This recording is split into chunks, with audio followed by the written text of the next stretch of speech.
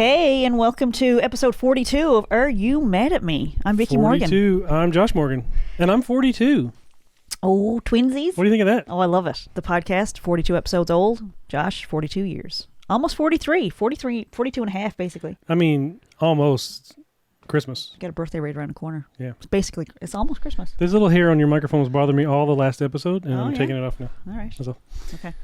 We got a good one this week, so I don't even know what's going to happen yet, but it's going to be great. It's going to be good. Where's our trophy? I saw our trophy earlier. Just a little. I put it in the trophy case Just with all the rest of them. Just a little shout out for the #1 podcast in self-publishing. Number oneest. In all of Canada. Oh, is that not? Okay. Josh, move the camera a little bit. So there's our shot right there. Let's put it in here. Awesome. Look at that, buddy. Should we be wearing white gloves like the Stanley Cup guys? Yeah. And then we should drink champagne. Can I put some tea in here? Please don't. That'd be pretty funny. We've got a good episode today. Very excited. We've got lots of really great stuff going on, and I'm very pro self-publishing this week. We're very busy with the self-publishing stuff. Yep, it's going fantastic. Absolutely fantastic. Stuff's happening. And contrary to that one comment on Instagram, it is a real thing. Self-publishing month is a real thing, and there is proof. You could just Google it, or you could go to our website and you'd find out all about it. Or just get on friggin' board. Or I've been learning from the Nate Land podcast how to work stuff in. I'm only at like episode 120, so I hope something crazy doesn't happen down the road. Or like I think it might be at 142 or something like that. So hopefully there's no like scandal or craziness down the road. So right now we're still big pro Nate Land fans. So I'm just gonna work this in. This episode brought to you by How to Be a Famous Sexy Writer, a guide to self-publishing. This is available on Amazon, Apple, Google, Barnes & Noble, Indigo, Books A Million, Overdrive, so all the libraries in all of the United States have access to it. If you don't want to pay for this book, that's totally fine, but do me a little solid. Get in touch with your library if you have a library card. There's a request form right on the website, and you can request any, and I'll give you the ISBN. I'll even do that for you. Okay, so you can rewind this back if you need to. It's called How to Be a Famous Sexy Writer. Don't read the ISBN on the air. A Guide to Self-Publishing by Vickie Morgan. Then the ISBN is 9781. Listen, stop. Go ahead. 978-1-989-109-42-7. Which you can find See, on... it's there again. That's the code. That's the secret 42. code for this week. It's 42. That's the so we should word of the day. We got to go get some lottery tickets with the number 42 as much as possible. So anyway, request it in your local library. It'll be totally free. If you need the ISBN for the request at your library, you can get the ISBN from the Amazon page. Or just come back here. Tell you right now. Just watch the podcast 5-6 times. Get a pen and paper. Am I peeking out there? I feel like I'm yelling. No, you're good. 978-1-989-109-427. That's the ISBN. Some people don't know what an ISBN is. It is the International Standard Book Number, and it is required if you want to go on more than one platform. So Amazon will give you an ISBN for free for your ebook or your paperback, I found out. They call it what, ASIN? It's an Amazon standard number. So, but you cannot use that on any other platform. So if you're planning on staying on Amazon, it's fine. But your book doesn't exist outside of Amazon. Anywhere else. So like libraries and things like that, they're not going to go to Amazon and buy your book. But they will go to Overdrive. And I don't know what the Canadian equivalent is of that, but I'm going to find out. Because we're doing all kinds of stuff. So when you were talking about the libraries, I know there's libraries can have eBooks as well. Like they have the Libby app and stuff where you can rent eBooks through libraries. Is that through Overdrive too? But I don't know. Yes, for eBooks in the U.S., but I don't know about Canada. I don't know what their resource is where they go get books. I don't know. I really don't. I should know that. So that's on my to-do list. That's a pretty nice feature. To find out what the library listing is for books in Canada. What else? Oh, also, if you don't know, How to Be a Famous Sexy Writer is also available in bare bones guides. So everything I know about paperbacks, everything I know about ebooks, and everything I know about marketing. What I knew as of July, bear with me, July 6th, I think we published this. I learned a lot after July 6th, which is a little unfortunate for anybody that's buying these books. But it's fortunate for you because you can write more books. Yeah. So these books are really ideal for Amazon and KDP, which is the same company. If you want to do paperback or ebook, these books are ideal. There's no fluff at all. There's no fancy pictures, nothing like that. Bare bones guide. These are cheaper, but it's actually a better deal if you buy How to Be a Famous Sexy Writer because it's all in one book. I don't know. Whatever you're into, man. I don't know. Or maybe you're like, I don't want to do an ebook, Vickie. I just want a paperback. Just leave me alone, man. Okay, we'll just buy the paperback one. And if you ever decide to do the ebook, there you go. And these are pretty great because you can just stick them right in a little backpack or your pocketbook. Or yes, anywhere you want to keep a book, Tom. But it's very small and thin and handy. Bare bones. They're pretty cute. Yeah, we didn't even have enough space to put anything on the spine. Because Is that for same for all three of them? Yeah, any text I tried to put on there, it was so small. Teeny tiny. It was like 1 point font. So, but it's a bare bones book. So self-publishing month is right around the corner. It's not really. It's like 3 weeks away. My birthday is before then. Sure, that's around the corner. But we've got a whole bunch of stuff. So we partnered. So this is insane to me. We have all these partnerships. It's not costing us a penny. Yeah, we've been doing some pretty cooperative, excellent partnerships. Partnership building. We got some sponsor with the Battery Cafe. They're going to bring some tea and coffee to the open book event, which is happening on October 26th at the Arts and Culture Center in St. John's, Newfoundland, and it's from 2 to 4:30 on the 26th of October. And so you have plenty of time to get your plane tickets if you don't live in St. John's. Yes, to fly in absolutely. for the open book event. Yeah. And that's just for this year. That's just the one we're doing here locally. And if you want to do one in your own town, please invite us. And I think from this point on, we are going to be a whole lot more mobile. And the 25th of October, we have a day dedicated to self-published authors at Kohl's in the Avalon Mall. That's brand new. So that's going to be a whole day of authors signing books and hanging out at the mall and getting in front of people that might never have seen their books before. Yeah. Which is pretty cool. It's going to be great. So it is going to be books that are carried by Kohl's, and so they are doing us a real solid, and they're putting a little rush on approving books for sale. So if you're not already available on Indigo here in St. John's, put your book in. There's a form. We put it on, I know it's on my page, Vickie Morgan Author. I think it's on Self-Published NL. Yeah, I think I put it on Self-Published NL as well. So you fill out that form, you bring in your book, you let them review it, and they will approve it. They say yes or no, and it's not a guaranteed approval. Your book needs to be sellable. It needs to look good. The cover needs to be good. If you open it up and there's 15 spelling mistakes on the first page they look at, they're not going to put stuff that isn't polished. So you need the polish. It is possible. I mean, you can do your manuscript, and if you think it's not polished enough, you can go get some help from AI. Put a page in at a time and say, polish this for me, fix the grammar if it needs to be. I'd say you could probably even put a chapter in at a time for. You probably could, but I wouldn't ask for help writing it, but you can definitely do a grammar check. And there's other platforms aside from AI that'll also do a grammar check. So it needs to be polished, but I saw a really interesting thing about ChatGPT the other day. And it was something that I've been noticing too. When you have ChatGPT write something for you, like I had ChatGPT write me, I think it was an email, paragraphs, like a long email with a lot of information in it. And there's obviously, we've talked about like the M dashes and the bold, emojis. the emojis, and they ChatGPT puts important things in bold, which is like, okay, I wouldn't have done that if it was me writing, but okay. So I'm usually going through and I'm taking out emojis, I'm taking out M dashes, I'm taking out the stuff that's like, oh, this is written by ChatGPT. And I've noticed too that they have these spaces at the beginning of lines. Yeah. So there'll be like a line that's right up against your margin, and then the next line down is one space over, and the next line down is one space over. So you're going through and you're like backspace, down, backspace. Because So I saw a video the other day on TikTok, and somebody was saying that that's like almost like a watermark. Oh. So it's easier to tell that it's AI generated. Wow. Because I guess like a high schooler that's doing an English paper in ChatGPT, they're not going to notice the spacing. They're just going to paste it and go. But anyway, listen, just do your research. Go rent The Terminator Part 2 and find out what the machines can figure out and the kind of stuff they can do. They're pretty incredible and they're pretty smart. And I know they're listening right now. So we love the machines. We think the machines are amazing. There's a line in the first Terminator where, what's the guy's name? Kyle Reese? Yeah. Where he, okay, it's been a while. But there's a line where he says something like, they're talking about cyborgs that look like humans, and Kyle Reese says something like, yeah, we're not going to have that technology for another 40 years or so.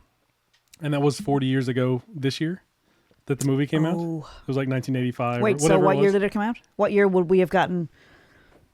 cyborgs that look like people. That It would have been this year. Yeah, so that's the meme that I saw that said Yikes. that went along with a couple pictures of these like robots that are walking around and walking on stairs, and people are pushing them over and they stand back up, and like all these robots that they're building in Boston and Japan and all that stuff. Do you remember they had like I remember Kyle Reese saying, they have like bad breath, body odor, all those things. They sweat. That's pretty cool. Anyway, AI, big fans. It's a good tool for certain things. Yeah. Well, so I was talking about polishing your manuscript if you really are on your own. But there's lots of like word processors that'll do grammar check and spell check and all those sorts of things. Yep. So the spell check is funny because it won't pick up words that are spelled right but used incorrectly. And so sometimes grammar check will pick that up. I think if you could go with the policy of there's no excuses, just get it done. Like if you want your book in a bookstore and you need to put certain polish on it, or there's whatever the formatting's off or whatever, fix it. Like okay, I'm going to go back to this because I'm really happy that I saw this. Conan O'Brien had Nate Bargatze on like today. That was posted today. This is coming out for another couple of days. Yeah. Conan needs a friend. Yeah. Conan O'Brien needs a friend. And so we had Nate Bargatze on. And there was this line from, I haven't even watched the whole thing yet, but I'm just loving it so much. And Nate said, your goals should be embarrassing if you can't achieve them, and your dreams should be embarrassing to say out loud. I love that. And Conan was like, your goals should be things that you can achieve. Like, that makes sense. But the dreams should be like embarrassing that you don't even want to say them out loud. Yeah. And so I thought that was pretty beautiful. That's interesting. So for that, like along that vein, we were talking to the manager of Kohl's at Avalon just earlier last week, and we were talking about folks who sign up to do a signing at the store and don't show up. And I'm like, and these are people with publishers.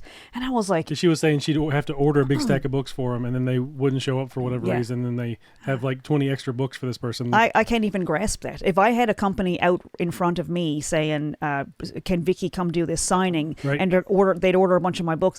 But also, you got to wonder about the motivation behind it. Like, if you're only going to get 5% of the cover price, I don't know, maybe you wouldn't show up.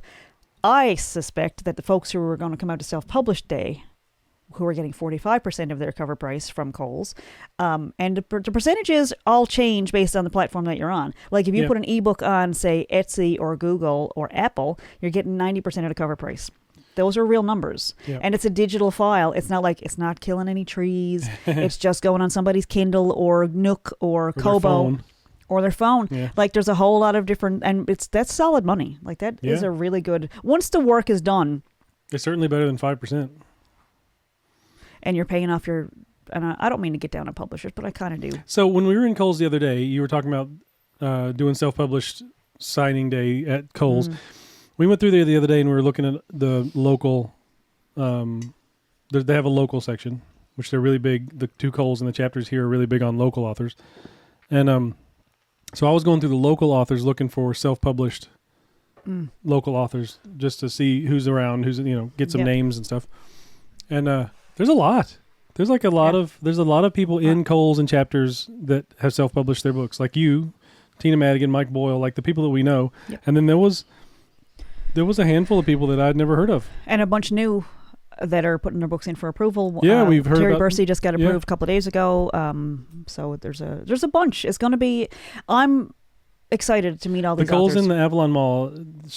Joanne, the manager, told us the other day that she's trying to expand the space where the local authors are. So she's trying to get more wall space because she's got this whole wall of magazines that nobody's buying. So she's trying to take that over with.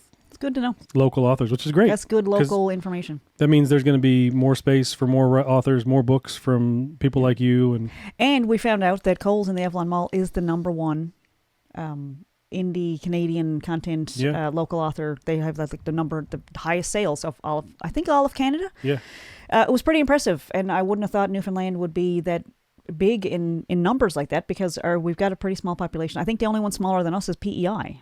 So for us to be leading anything in the country is pretty fantastic. And the support from Kohl's, I'm shocked. Like I'm only dealing with the manager here. It's a national chain. It's awesome. I mean, I can't speak for all of Indigo or all of Chapter's locations or anything, but the local Newfoundland, they're fantastic. And the one in the Village Mall, also fantastic. Chapters is fantastic. So anyway, we're excited about that. So we're doing Open book night on the 26th of October.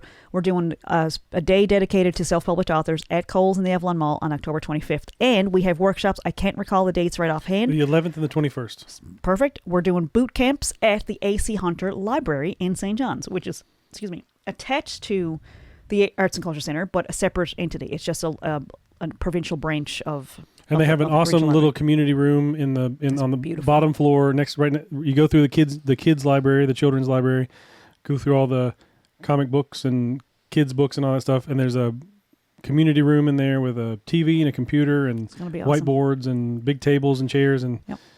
So we're going to dedicate one of the days to, I can't remember which one we do, fiction or first or nonfiction. Yeah, I'd have to look I think it was fiction first. So we're going to do a fiction workshop. It's all basically the same information, but people who are interested in certain genres are going to feel a little bit more inclined, I think, to go to the one that they're writing. So we've got a fiction workshop and we've got a nonfiction workshop, and we're working on one with the Children's Library to do a day dedicated to publishing children's books. Yeah. So it's going to be pretty great. It's all completely free. You do have to sign up on the website, and so this is the real beautiful part for me.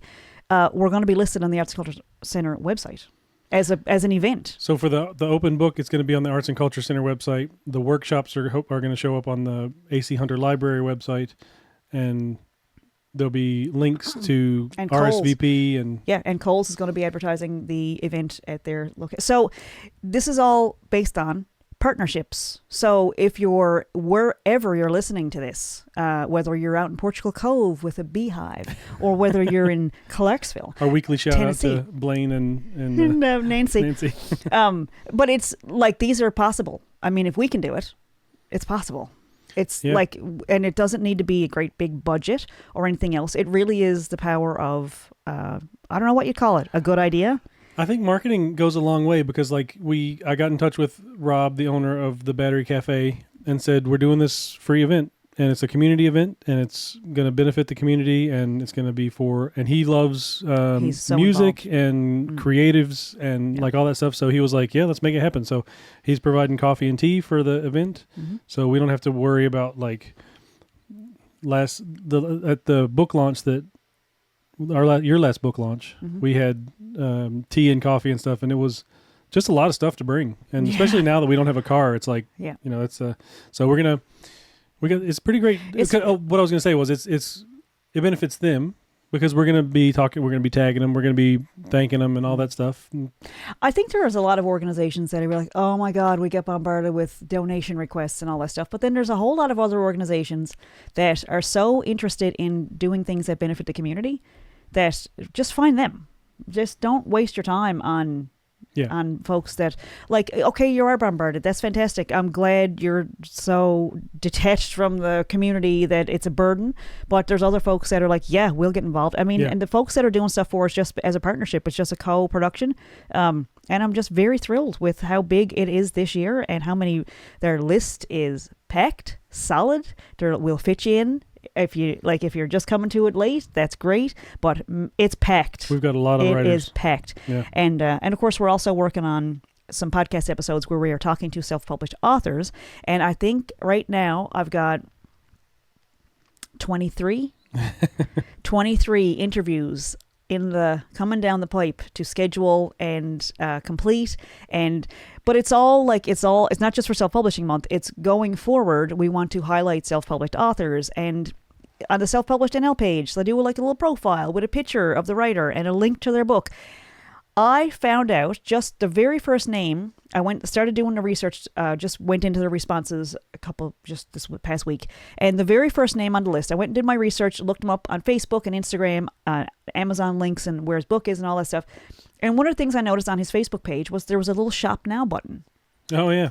I had cool. no idea that was a thing. So I click on his Shop Now, and it linked to all of his books outside of Facebook. Yeah. Which Facebook is notorious for not being a big fan of linking outside of Facebook, because it wants to keep you in the app and keep you scrolling. And I was ready to give up on Facebook, I got to tell you. But I found out that so I went through and put a link to not just Amazon, but it's also to links to Smashwords, Apple, and Google. So let's just say tomorrow I get up and I have a little graphic with a quote from one of the books, and I post that on Facebook. Or actually, also linked to Instagram. Yeah. Your shop links to your Instagram account. So somebody who has wants to do genealogy reports, for example, you can add an item to your shop on Facebook package that will link to your website, Yeah. where you can link to your shop on your own website. Yeah. That sells packages. So when you post something like, hey, we're doing a special for the holidays, if you want to give a gift of a genealogy report, in your shop on Facebook and Instagram, you can tag your shop. Yep. And it doesn't cost anything. It's not like you got to sign up for the I've seen that Shopify or e-commerce or anything. It's just a link. You can provide a link and a picture of your whatever picture represents what you do. We have book covers. But it links to your. It links I've seen outside that in of Facebook. Instagram posts where It's it'll beautiful. say like shop, where you hover over and it's like the people that are tagged in it or the music or whatever. But sometimes it'll say shop and you can click on the item. And it's like, this is the T-shirt that was in the That's post right. or whatever. I assumed when I saw that it was a boosted post, that they must have an e-commerce site, and it's not. It's totally free. So all the stuff I've said about Facebook, I meant all of it. It is a cesspool on your personal page. It But can be very devastating. maybe we can manipulate it to work for us. We can use it to our advantage. Yeah. If we're already on there, it is a good way to keep in touch with people. And I know a handful of people that aren't even on Facebook, and it's a different beast. Like if I have an event going on, I text individually, and it's a bit weird. Like it's like we have actual conversations, and it's not just an invitation to a link. But I will also say, this is another shout out for Facebook, and I'm not in any way endorsed by Facebook. I would love to be, because I'm sure they got a ton of money. I put the new song on Facebook, and here was my little experiment. I tried it a little bit different today. I played it for a couple of friends, and they liked it. Put it on the podcast. A couple of people got in touch, and thank you to the people who got in touch. So today I got a little brave, and I said, what if I posted it on Facebook for 2 hours and see what happens? Yeah. So I posted it on Facebook. I put a little comment down there, and I said, I just wrote this new song. I'm thinking about applying for funding to record it. Let me know what you think. Please be nice, because it broke my heart and my mind to write it. The comments were like, chung, chung, chung, chung, chung. It was amazing. It was really nice, yeah. It was nice to see it all coming in, the views and everything, yeah. And instead of watching for the results, I went and turned on Conan O'Brien Needs a Friend with the guest Nate Bargatze, and I didn't look at it for an hour. And when I went back, there was all these reactions and all these beautiful comments. And so the trick might be, not staring at it. Treat yourself. The moment you click post, treat yourself. Go to something nice. Eat a piece of cake. Get a nice cup of coffee. Get a nice warm bath. Light some candles. Light some incense. Meditate. Get your little singing bowl going.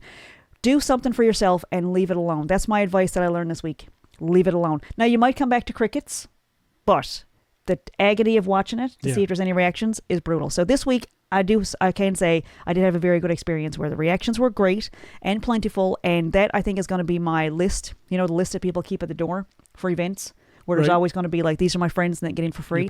I think I'm just going to put a picture of all the people that reacted and said nice things to me on that song, because it was nice. It was vulnerable, and I did it anyway, and it paid off. So congratulations. Thank you. I'm excited. It is a great song. I'm excited. Thank you very much. I'm and excited. If you missed last week's episode, you can it's go around back the 43-minute mark and listen to the song. Last week on episode 41, and it's called Right to Joe, and I'm excited about it because I think the next step for us is to record it, and there's a whole bunch of next steps. We're also we're going to get the show cut up into pieces and put it on public access, and because it's going to go beyond Self-Publishing Month. That's the thing. It's the launching pad is Self-Publishing Month, and then we are going to celebrate self-published authors and continue writing and championing people who are doing that. And and I know we've had a few folks who have been turned down by some of the retailers, and like that does the beautiful thing about self-publishing is you can fix your manuscript. Yeah, 100%. So if they have so I wonder, we haven't had this experience, but like I wonder, would they come back and say, we can't take this book as it is, and here's why? No.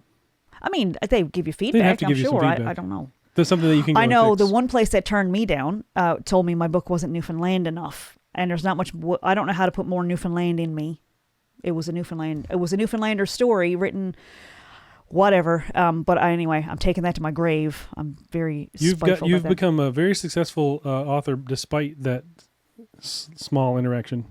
It was 7 or 8 years Well, ago. it knocked me down, and it kept me from even trying to go to the other bookstores. And then, but it all, like, it's happening in steps where I didn't know. If I started out tomorrow publishing my first book and put it on all those platforms, I don't know what the difference, I don't know what that would even look like. So, but here I am all these years later, and I've picked up all these little tidbits along the way, and that's how we can help people, is to say, here's what you need to put it on Draft to Digital. Here's what you need on Apple. Apple, by the way, not a fan. We don't own any Apple products.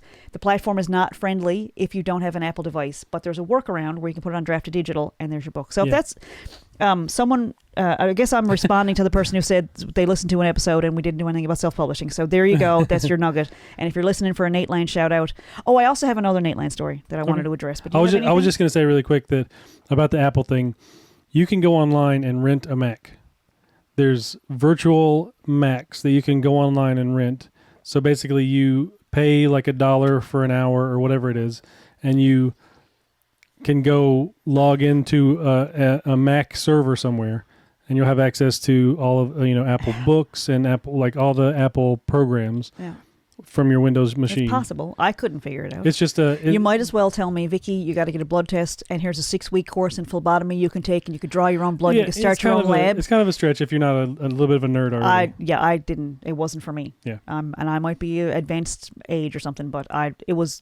So I went around and I just did it on Draft to Digital. Yeah, it was just way easier. That's a lot easier. And that was only for the ebook version. The paperbacks are a little bit trickier because Draft to Digital will send your book to all the platforms I was already on, and you can't cherry pick.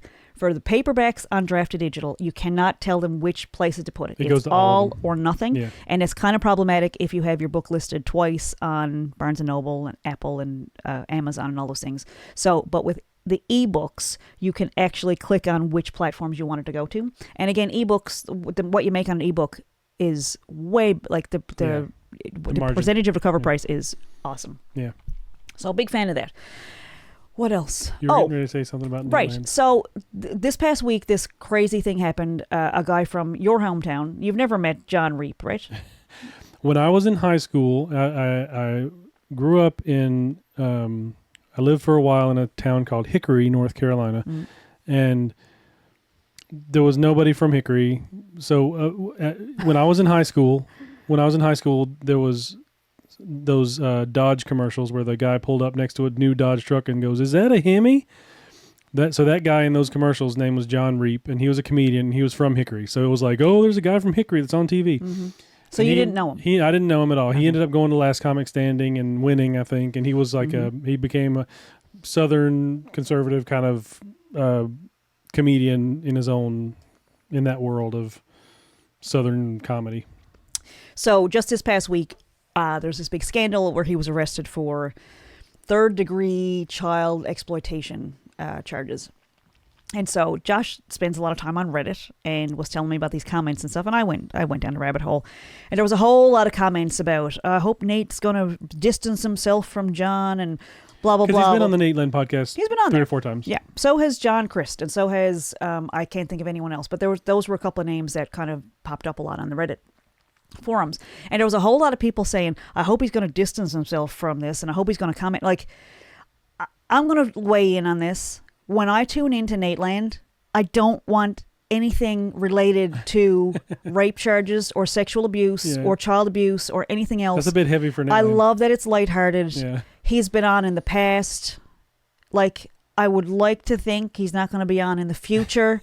But this idea of, like, can we go back in time and erase that you had a relationship or a friendship with somebody who did something? Like, I don't know, man. I'm starting to, like, am I a Republican? Am I becoming a Republican? Because I'm really starting to get, like, a little triggered by the cancel culture. And I'm not saying what the guy did was okay. I'm just saying, lay off Nate. I mean, come on. I think that there's extremism on each side of politics. And we're not going to get into any of that. But, like, there's extreme right, extreme left, and then none of it's good because it's extreme. But, like, if you are talking to a person, you can other a whole group and be like, well, they're all this or they're all this. But if you're just talking to a person, I have very rarely ever talked to a person and been like, this person is a terrible person because they're a Republican or because they're a liberal or whatever. It's like, it's usually like you make a connection when you talk to a person and that that group stuff kind of disappears. But, like,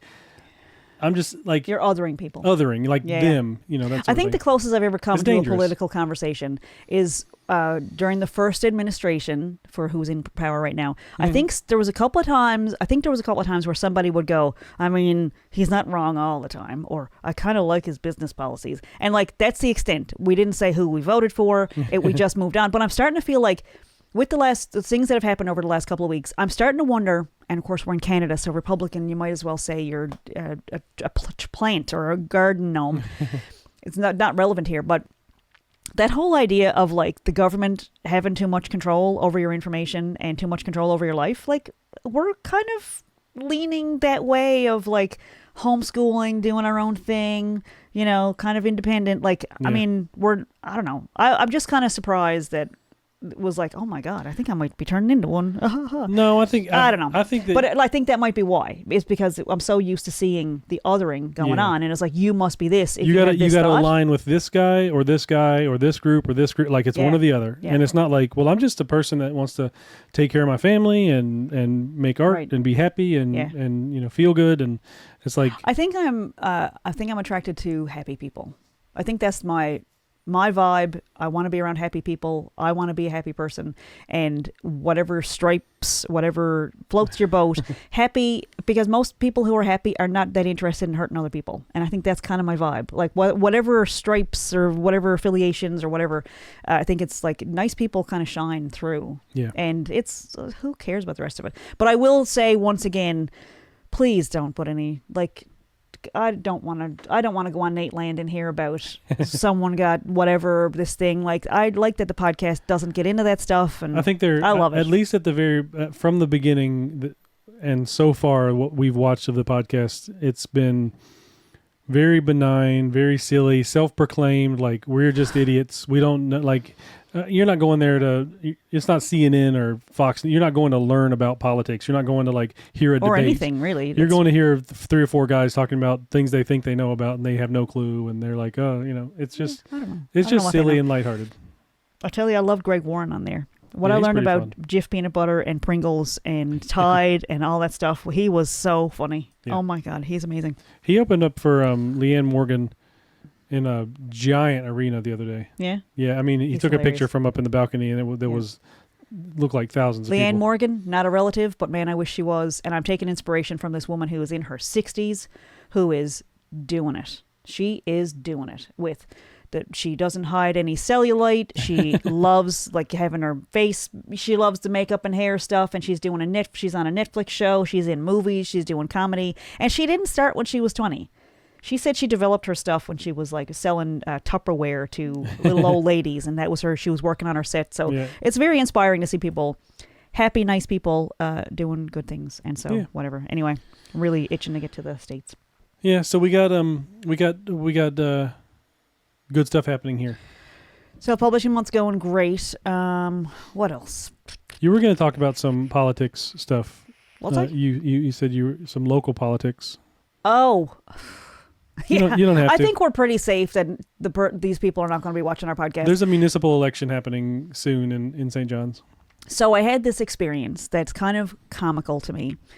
It started 30 years ago. There was a high school election. And this dude I had a crush on for, most of my high school time. There was other people. Like, I liked other people. And also, I did not date in high school once. I didn't go on a single date. I thought I was hideous. And I was looking through pictures the other day, like, might have been last night. And I was looking at the pictures with a little bit of a kinder eye. And I wasn't that bad. Like, I didn't look the way I remember, because I was like, oh my God, I just thought I was like Gollum in high school. And not that I wasn't much better, but it wasn't Gollum. And so I was like, I would have asked you out on a date in high school. I would have said, get away from me. I don't know about boys. I don't know. I was terrified. I had crushes on lots of people, but I didn't date. But there was this one guy that he was kind of a dick. Yeah. I didn't know it at the time, but now as an adult, like that likes, has a little bit of more self-confidence and stuff.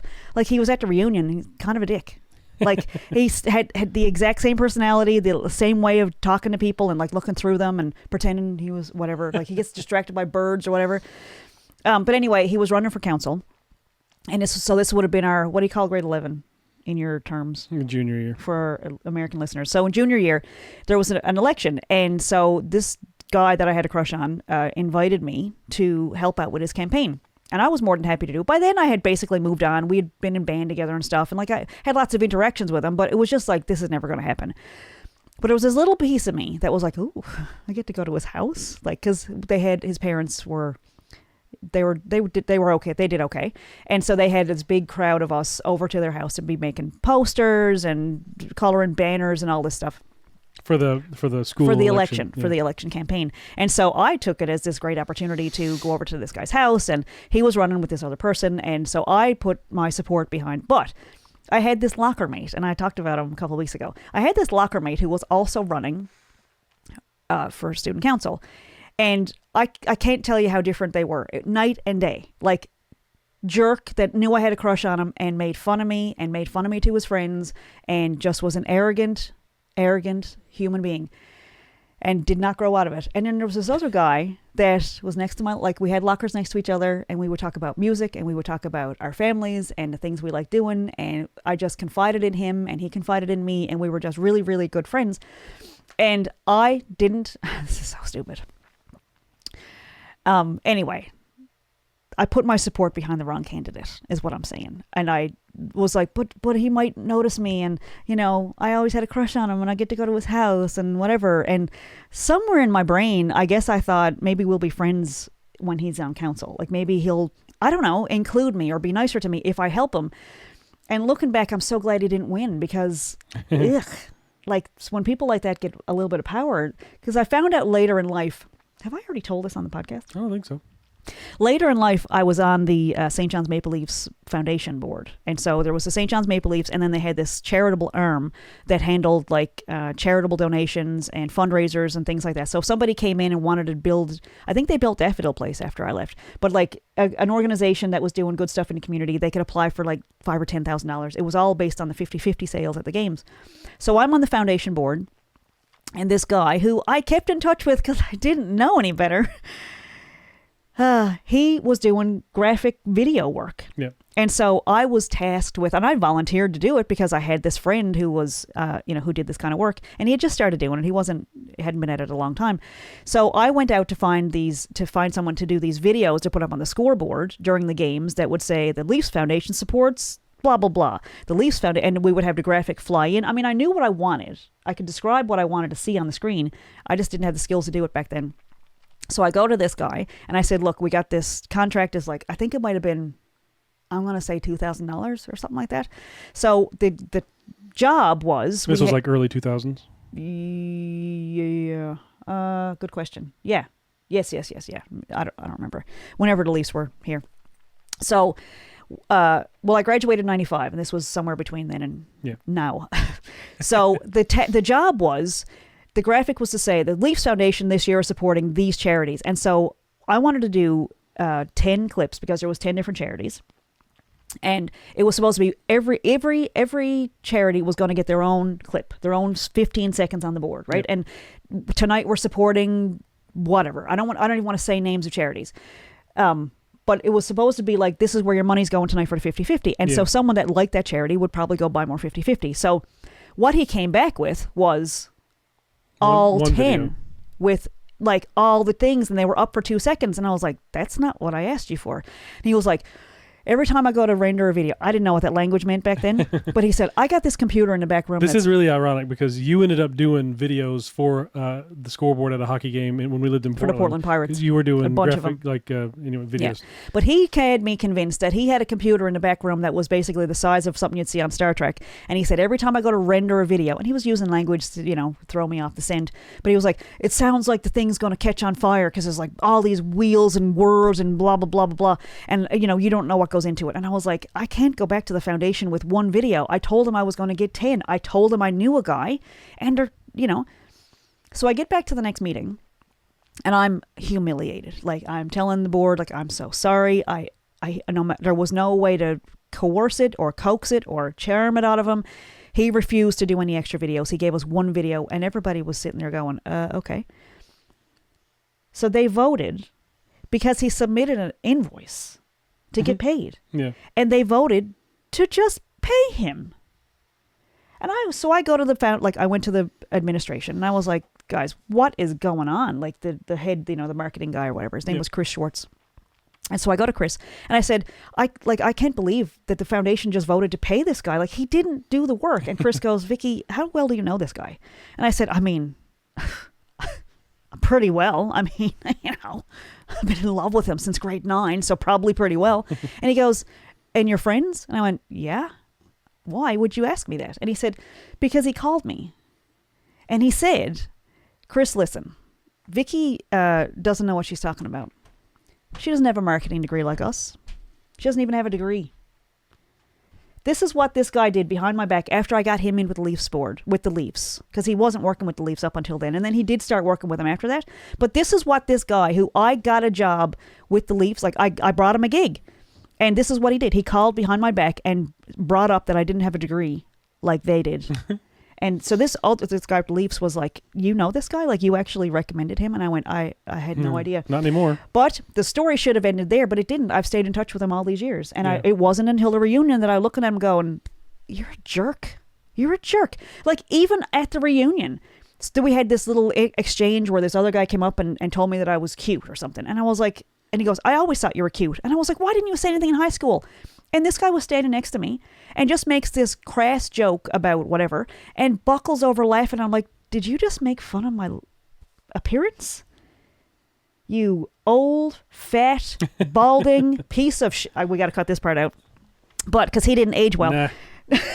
But like, are you seriously criticizing me? Some people just don't grow up. We're all close to 50 years old, and you're actually criticizing my appearance. Like, this is your one chance to redeem yourself, right? And someone's being nice to me. I don't know if you noticed, right? But someone's being nice and likes me, and you're still trying to make jokes to cut me down. Like, anyway, no longer on my.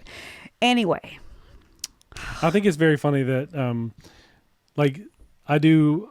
We both do a lot of video work and doing graphic design stuff. Yeah. And like sometimes that's my "Are you mad at me" segment. Sometimes I'll go into After Effects and make a motion graphic, and it's like my computer's not.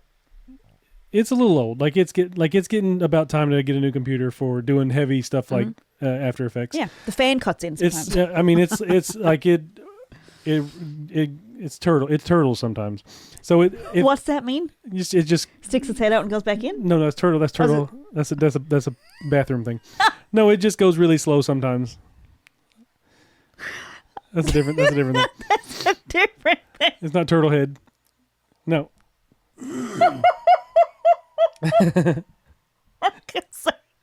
My point is. All right. What's your point? If I went to somebody and said, "This is the best I can do," because my computer goes so slow, I would 100% expect them to say, get a better computer or don't bid for these jobs. I'm not going to pay you for not doing the job because your computer sucks. So I realize it sounds like I'm leading up to a story about that guy. I'm not. I'm leading up to a story about the girl that he ran with, who... Is there any chance she's going to watch this? I don't even care. I don't care. She came up to me at the reunion and tells me that she's going to run for city council. No. And I have, lots of experience, and I'm really excited. And she's been following my Facebook page, lots of marketing, commenting on everything, and like super supportive of me, and wants to buy a T-shirt, and she's going to buy my book and all this stuff. And so we're talking, and she says, "Yeah, I'm going to run for council." And I'm like, "Oh, this is a great time to announce that." I mean, you. It's funny that they both showed up at the reunion, like talking about these things that they could do.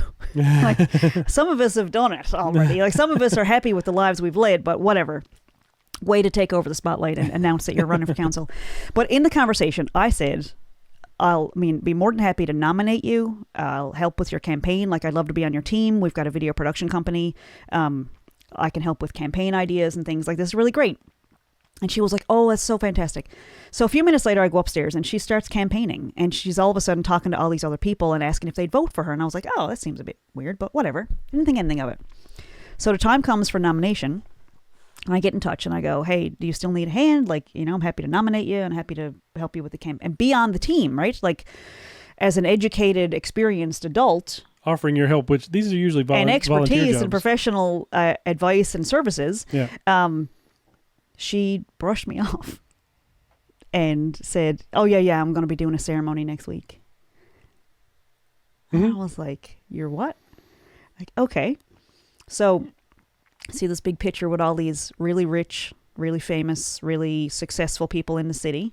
That's who she wanted on her nomination form. And then I got an email from her saying, if you're still interested in supporting me, you can post on your Facebook page and tag me and my campaign page. And please make sure you go like and subscribe to my campaign page. You plebe. you commoner. You couldn't possibly come to my nomination ceremony because who would care what you think? Nobody. You're right. The answer is nobody cares what I think. Also, she's running in my ward. That's the really funny thing. And I know the guy running against her. And it's just funny that 30 years later, history is repeating itself. And it's like, are you going to vote for her again? I really think... Has Vickie Morgan learned... when I was Vickie Linegar at the time, have I learned anything about supporting people who know where you are when they have a campaign going and then would make fun of you to other people and wouldn't support anything that you're doing? Like, it's just so funny. It was just it was an are you mad at me moment. Yeah. And I think it's funny. I think it's funny that some people apparently just don't grow up from high school. They just kind of Some people did. Some people really did and have come a long way. And then there's other people who are still 16 years old and are still playing the same games and doing the same and treating people like they don't matter. And like boys and girls, we are all on the same playing field. And we always were. And I just didn't know it. But there is nobody above me and there's nobody below me. But I'm on the same level with people. There's nothing separating us. And so when I offer my free services to somebody, like, great, you don't think it's worth anything? Awesome. But she's also not the only person that's running that I know. So, you know. It's pretty funny that we watched Romeo and Michelle's high school reunion the other day. I haven't seen that in years, but it's pretty... That's apt. Apt. Yeah. It's an apt description of the things that happen. And because some people don't change anyway. Make sure you vote early and often. Yes, vote. It was just comical. Like, it just really struck me funny. And I said to Josh, I think I might talk about that on podcast. And then I totally decided I wasn't going to, and he put me on the spot. So. I'm sorry. And he's the editor. We can cut it out. Yeah. No, leave it in. It's pretty funny. Because it's like, what am I afraid of? Like, I think those are the types of stories that I get feedback about. Like, yeah, I had that happen to me. And it's like, I'm not trying to win votes on this podcast. I'm just talking to regular human beings and letting them know that we go through these experiences and we still pick up the pieces and move on. And, you know, life keeps on going. Yeah. And sometimes folks are just, you know, not worth going to the ballot box and putting an X down for them. Because, like, but I don't know if that's just what it is about politicians. That, I mean, is that the game? Yeah. I'm not a big fan. Politicians? Of politics in general. Just, you know, be nice to each other. I think people can get in and do really, really good things. And I don't know. There's a way to get elected, and I don't know what it is. I had a friend years and years ago. Her dad ran for mayor of St. Philip's. And he was an amazing human being. I don't know. I wasn't around for his campaign, so I don't know what he had to do to get elected and stuff like that. But he did a fantastic job. He made St. Philip's, Portugal Cove better. The folks who are running right now in Portugal Cove, St. Philip's, I've got a lot of friends running. I've got a lot of friends running in St. John's. And this is the kind of the funny thing is, like, I am connected and I do have friends and influence and, you know, I don't know. I don't want to oversell, but got a lot going for you. But there are people who would listen. Yeah, exactly. And, you know, I'm not going to just give that away to somebody who I'm not good enough to sit at the table and put my name on a form. Your time is worth something. How old are we? When is that going to change? Like, how old do we need to get when we get to sit at the grown-up at the popular table? Yeah. Like, so I'm almost 50. I'll be 48 this month. So, like, let's say all the folks, the rich people that were around were, like, in their, 60s and 70s? What happens when they die? Who are you going to rely on then? I mean, I guess there's going to be a younger crop coming up through chomping at the bit to, you know, climb the ladder and all that kind of stuff. Yeah. But, like, I don't know if that's ever... I don't think in my lifetime, I don't think I'm going to see any difference. I think it's always going to be that way. It's just how it is, and you got to make your own way and make your own life. As long as we're doing our own thing and being nice to people and taking care of ourselves. Like, dudes, I'm friends with Hannah Hogan. Right? I mean, come on, right? Like, give me a break. Exactly. It doesn't get better than that. Exactly. That was such a name drop, but, like, that gets me through the day sometimes. Like, dudes, I've had Hannah Hogan on my podcast. That's right. I mean, it doesn't get better than that. Watch Get in line. Like, you want my endorsement on your campaign? Like, If you can convince Hannah, I'll think about it. Because there are people who see you for who you are and value you just the way you are. And it doesn't matter if you have $1 million or nothing. Like they see you as a human being. And so it was just one of those, like, I'm not even in a bad mood. That was just like a reality check of like, really? So unfriend, which is really childish. I know I could have just talked to her about it, but I don't want to. It's been 30 years. If we haven't figured this out by now, it's probably not going anywhere. I think you probably made the right choice there. Well, there's also an election coming up, so I don't know what that choice is going to look like, but I don't know. And honestly, I'm jealous. I'm jealous that I don't have the courage to run for council, because I would love to run for council. Like, you get free hockey tickets. Everybody on city council gets free hockey tickets and a parking spot at City Hall, which is right next to the Mary Brown Center. I just call it Mary Brown Center. I mean mile one. But you get hockey tickets. I'd do it just for that. Seriously. But they also, I would love to be on a municipal oh my God, because there's no affiliation, so you don't need to be a particular party. Like anybody can be, and it's a great chance to meet people and be out in the community and do things to help people, and I would love it. So I'm actually very, very jealous that I didn't have the courage to do it, or the audacity maybe, which is. But I mean, if anyone ever tapped me to run and thought I could win, I'd be there in a heartbeat. And maybe I'd be greasing the palms and saying the things and kissing the babies and doing all the stuff and treating people like dirt and forget the little people. Like, maybe I'd have an advisor that says, not her. We don't need her. Okay.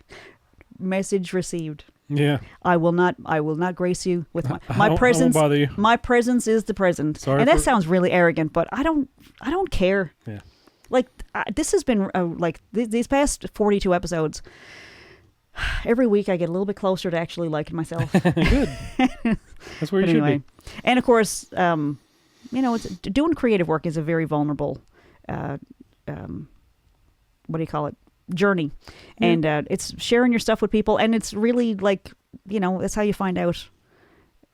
Because I can say, oh yeah, I liked what I just wrote. But it's really a kind of a scary thing to put it out and say, well, let's see if other people believe that. Because that's kind of the ultimate test, isn't it? Yeah. Am I a good writer? I don't know. If you've only sent it to your friends, we don't know. And that's the thing too. Like, you were talking about editing and getting your book polished so it can end up in bookstores and things like that. Like, having other people read it, especially people that are unbiased. Like, I know one thing that Mike Boyle did with his book was he sent it to. He had an editor here in town, but he also sent it to people in Australia and Ireland and the U.S. and just had people reading it for him, and they were coming back with feedback of like, structural stuff and this, I don't understand what this means and these words don't make sense to me or whatever, and like, having people read your work is not only is it the goal of making art is to share it with other people, but also like it helps you to polish it and make it the best thing it can be. Yeah, I didn't do that. I didn't send my stuff to anybody. I'm not saying you have to. I guess there's value in it. I'm not saying you have to. I'm just saying it's a. I mean for strangers to read your book when it's published. Yeah, I know. To get I totally get it. To get feedback. It just reminded me of, like, you were talking about, if you don't have the money to hire an editor. Yeah. Like, one thing you can do is provide your manuscript to somebody that the readers or whatever. Where there's a will, there's a way, and you can have excuses all day long. And if you're gonna end up with a book that you don't love, then that's a disservice to yourself. Like, you deserve to have the book 100%. That you are envisioning, and whatever it takes to do that. Whether it's researching it and doing it all yourself, or reaching out to people who know and are willing to help. And these are not big money things. These are things that there's people willing to help. And I know, I think I might have went on a little rant last week about, if you don't have the resources and you got a business idea, not a business plan, but like, sometimes maybe I'm wrong. Maybe there are friends who would help, and maybe but also I think putting some value on the things that you can exchange also. Like, maybe you could babysit somebody's children who happens to be an English teacher, or maybe you could mow somebody's lawn for a few weeks. And it's like, well, maybe you think that's demeaning, but it's also the thing that you could do to get what you want. Bartering's great. Bartering means you have things of value that you could trade and put a dollar value on it. How much is it worth to? I mean, I had a friend who got started in business cleaning up dog poop in people's yards because nobody likes doing that. And she was my age. She was pretty. She was sweet. All this stuff, and like, she was on the news because that was a business she started where she would actually, and so she was like, aren't you embarrassed to be talking about this? But she got a bunch of exposure from that and made a mint. And now she owns Our Pleasure. Yeah. She's got 3 locations in town. It's the biggest toy shop. Sexual health store. Yeah. I mean, but she started off picking up dog poop and wasn't embarrassed about it. The idea of bartering it's funny. I find it funny because like having money to pay for something, like that money doesn't mean anything. It means at some point in my life, I did a thing that was worth an amount, and this is a piece of paper to prove that. Like those bills don't have any value, but it says that at one point you mowed somebody's grass. You did a thing, and then you got this note, and then so essentially you mowed somebody's grass, and you took that information to the grocery store and got a carton of milk. You know what I mean? Like it can be traded for goods and services. It's essentially bartering is what we do all the time. Money is weird. But back when money started out, it was like if a farmer had a crop, he could go to a mercantile and buy supplies for his family, like food, like flour and cornmeal and whatever. And based on when I get my crop in this year, I'm going to be able to sell it for this amount. But there was also a certain amount that he would provide to the mercantile that they could sell. So it was like, here's this thing of value that I have or that I will have later on. Yeah. And Jerry Seinfeld has that joke about writing a check. Like, I don't have the money now, but I have this piece of paper that says I have the money. I mean, $1 bill or $20 bill is the exact same thing. Like it doesn't mean anything. It's just a note. It's the government saying this person is worth right now this much money. Yeah. That you can have it and give them a thing or give them. Nate has a bit about coupons. I don't have all the money, but I have this piece of paper for some of it. Yeah. I love money's that guy. Weird. I saw a thing that the price of gold just went up. But that's a thing that it's worth something because you can make stuff out of it. But like money is, diamonds are good because you can use them to make currency. Currency is just a weird concept, I think. That you put value on. But it's, All right, that's a bit philosophical. I can't get my head around that right now. I know, it's weird. Well, it's an energy thing, and I think that's one of those dirty words that's like, oh, I couldn't possibly ask my friend to pay for this thing. And it's like, I find it, what I'm noticing is the energy that's being exchanged for Self-Publishing Month. It's this, I could not put a dollar amount on space at the Arts and Culture Center and space on their calendar. So, like, if you're scrolling through, you're going to see Corey Tetford, September, Vickie Morgan, October. Like, he's renting out the Arts and Culture. Stephen Page is on there too. Stephen Page from Bare Naked Ladies. Comedian? No, from Bare Naked Ladies, the singer. He's got familiar. Sorry. If I had $1 million. And his name is Stephen Page? He was the one that left the band. But I'm just saying, he's on there too. Like this is obviously not a wrong tree. But it's good for you. Like, this is you're impressed to see. You're impressed to see his name on there. So like that, to rent out the big giant theater is like, it's a 1,000-seat theater. Yeah. And their posters are right next to mine. And guess how much I'm paying for my space at the Arts and Culture Center? Nothing, because it's a partnership. And so putting a link on there, and they're going to put my books on there. So when you go sign up for one of the workshops or the open book, there's a link on there that says if you would like to buy a book from famous sexy writer, you can buy it. So I mean, if I had $1 million in my hands, it's funny you mentioned that song, but if I had $1 million, I don't think I could go over to a provincial organization and say, hey, can you put me on your website and endorse me and support what I'm doing? Yeah. There's no dollar amount. It's energy is being exchanged. Yeah. We're telling everybody how great the ACC is. We're encouraging people to go get library cards. We're bringing people into the library. We're encouraging people's mental health and wellness by giving them skills that will help them publish their book so that writing becomes an accessible thing to them. Yeah. But nobody's handing money to each other. Right. There's no, you don't need to buy one of the books. It's an RSVP ticket. But the energy is currency. And we're getting stuff out of it. They're getting stuff out of it. It's a currency in that if I have these friends who are willing to do these things for me, imagine what they would do if I said, hey, who are you voting for? Boom. Yeah. Right? I'm not saying I can influence voters. I'm just saying I do have friends that are willing to do things for me. And in exchange, they see value in what I can do and what you can do. And we're valuing each other. And so when you take that value away from somebody, I just think it's like there's a certain place in hell picked out for you where you make people feel small. That's great. Yep. I'm not saying anybody in particular. I'm just saying I think that's about the lowest form of life, to make other people feel small or less than in some way. Anyway, you can cut that part out. Final thoughts. Final thoughts. What do you think? I wish we had put food in the oven an hour ago, because now there'd be a casserole in the oven. I was thinking we don't have any food in the oven tonight. Final thoughts are, I am hoping to work something out with Coles where we're this close to hitting the road and taking these ideas on the road. It's so exciting, and I really, to have all those people who are lined up to be on the podcast, I'm so excited to talk to all these authors, because they are going to be connections along the way that we want to do open books in your town. Yeah. We want to do open mics where we do some music and like writing new songs. I'm so excited about all the potential of all these things, and it's all happening, and it's $0. Yeah. These are not things that are like, this podcast costs us. I mean, the crew is pretty expensive and they're unionized, but this costs us nothing. Yeah. It's our time, which you can place a value on. Yep. But it's not like this. We put our podcast on free platforms. Yep. We had to buy the gear, but you can go get the gear at a local store, like at Along McQuaid. You can rent it for dirt cheap, or you can ask friends if they could borrow it, and maybe you could you could lend them your lawnmower.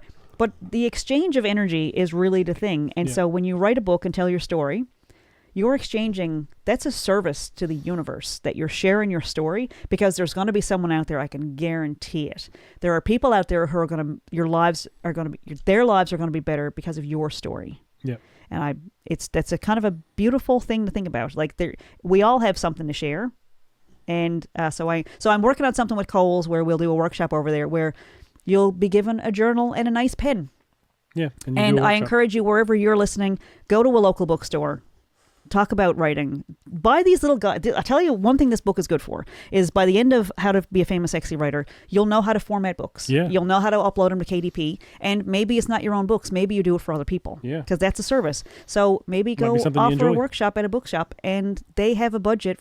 They have a marketing budget. And sometimes that's in the form of, we'll buy 20 journals and give them to people who sign up, because they want people in the door. Yeah. They want butts in seats. They want people browsing the shelves.